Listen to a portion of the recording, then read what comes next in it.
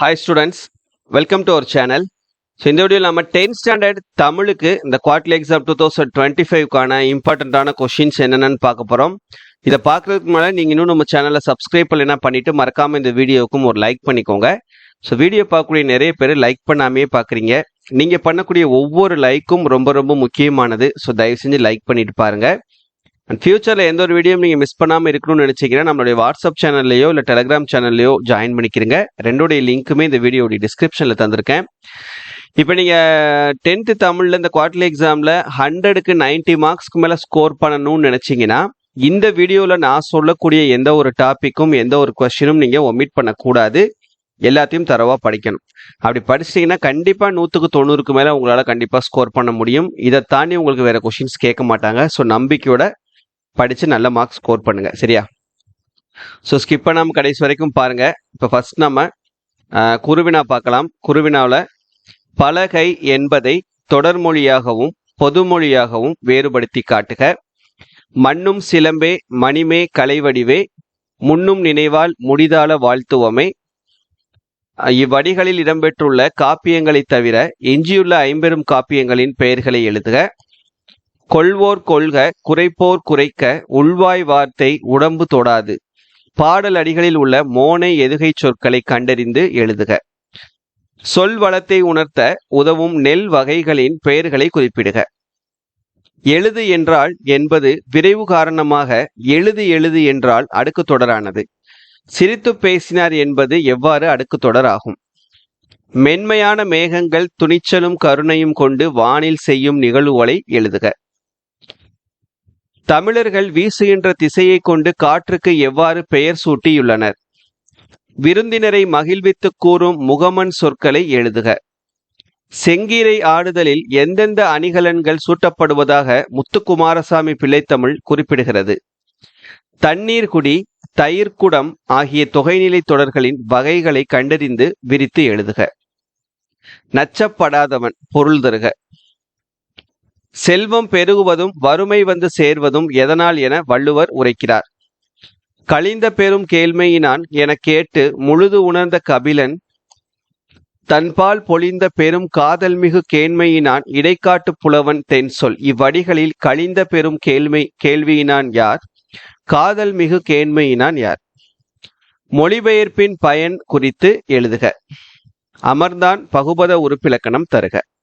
இந்த 15 கொஸ்டின்ஸ் குருவினால் உள்ள முக்கியமான கேள்விகள். அடுத்ததா சிறுவினால பாருங்க. தமிழெண்ணையை வாழ்த்துவதற்கான காரணங்களாக பாவலரேறு சுட்டுவனையாவை. புளியங்கன்று ஆழமாக நடப்பட்டுள்ளது.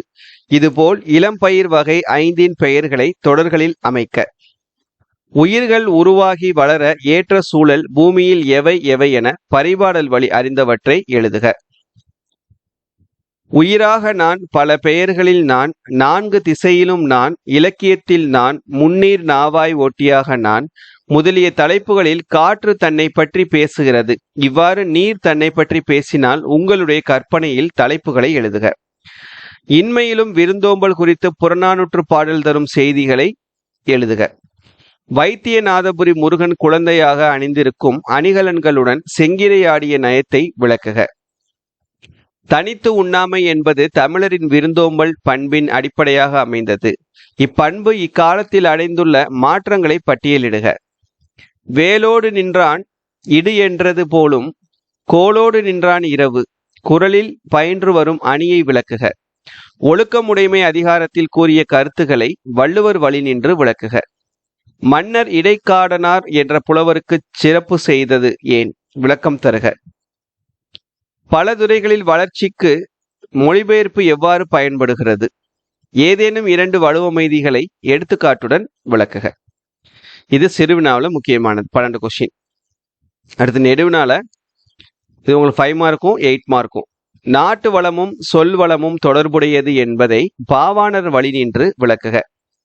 புயலிலே ஒரு தோணி கதையில் இடம்பெற்றுள்ள வர்ணனைகளும் அடுக்கு தொடர்களும் ஒலிக்குறிப்பு சொற்களும் புயலில் தோணி படும் பாட்டை எவ்வாறு விவரிக்கின்றன? காற்று மாசுபாட்டை தடுக்கும் வழிமுறைகளை விவரித்து எழுதுக. பிரம்மம் கதை உணர்த்தும் பிற உயிர்களை தம் உயிர் போல் நேசிக்கும் பண்பினை விவரிக்க. சங்ககால தமிழர்களின் விருந்தோம்பல் பண்பை சான்றுடன் விளக்குக. அன்னமையா என்னும் செயலுக்கும் அன்னமையா என்னும் பெயருக்கும் அவரின் செயலுக்கும் உள்ள பொருத்தப்பாட்டினை கோபலபுரத்து கதை பகுதி கொண்டு விவரிக்க.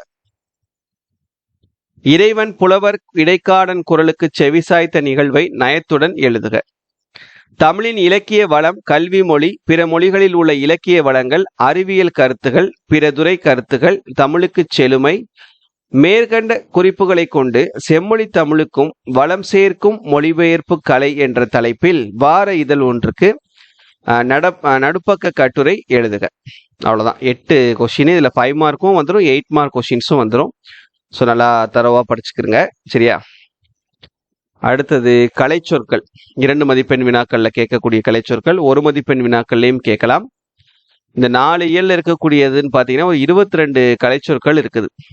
வவ்வல் உயிரெழுத்து, கான்சொனன்ட் மெய்யெழுத்து, ஹோமோகிராஃப் ஒப்பெழுத்து, மோனோலிங்குவல் ஒரு மொழி, கான்வர்சேஷன் உரையாடல், டிஸ்கஷன் கலந்துரையாடல், ஸ்டாம் புயல், டார்னடோ சூறாவளி, டெம்பஸ்ட் பெருங்காற்று, லேண்ட் பிரீஸ் நிலக்காற்று, சீ பிரீஸ் கடற்காற்று, வேர்ல்விண்ட் சுழல் காற்று, ஹாஸ்பிட்டாலிட்டி விருந்தோம்பல், வெல்த் செல்வம், பேபி ஷவர் வளைகாப்பு, ஹவுஸ் வார்மிங் புதுமனை புகுவிழா, ஃபீஸ்ட் விருந்து, டிரான்ஸ்லேஷன் மொழிபெயர்ப்பு, கல்ச்சர் பண்பாடு, ஹியூமன் ரிசோர்ஸ் மனித வளம், டிரான்ஸ்ஃபர் மாறுதல், மல்டிமீடியா பல்துறை ஊடகம்.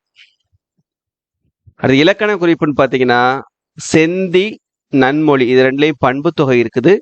வளர்வானம் வினைத்தொகை, ஊழ் ஊழ் அடுக்குத்தொடர், வாரா ஈறுகட்ட எதிர்மறை பெயரெச்சம், வியத்தல் நோக்கல் உரைத்தல் எழுதல் செப்பல் இருத்தல் வளங்கள், இதுல தொழிற்பெயர், வந்து வினையெச்சம், குண்டலமும் குழைகாதும், காடனுக்கும் கபிலனுக்கும் எண்ணும்மை, ஆடுக வியங்கோல் வினைமுற்று, கேள்வியினான் வினையாளனையும் பெயர். இந்த பகுபத உறுப்பிலக்கணம் கிளர்ந்த, உரைத்த, வருக, பதிந்து, தணிந்தது, இந்த 5. மனப்பாட பாடல்ல முக்கியமானதுன்னா அதிகமா கேட்கறதுக்கு வாய்ப்பு இருக்கக்கூடிய பாடல் காசி காண்டம். திருக்குறள்ல பாடல் எண் 4, 8, 11, 16. அடுத்து படிவத்துல முக்கியமான படிவம்னா நூலக உறுப்பினர் படிவமும் தமிழ்நாட்டு மேம்பாட்டு ஆணையத்தில் உறுப்பினர் சேர்க்கை படிவமும், இந்த 2ஐயும் நல்லா தரவா படிச்சுக்கிறங்க. கடிதம்ல நூலகம் வசதி வேண்டி கடிதம், அப்புறம் உணவு விடுதியில் வழங்கிய உணவு தரமற்றதாகவும் விலை கூடுதலாகவும் இருந்தது குறித்து உரிய சாட்சிகளுடன் ஆணையருக்கு கடிதம்.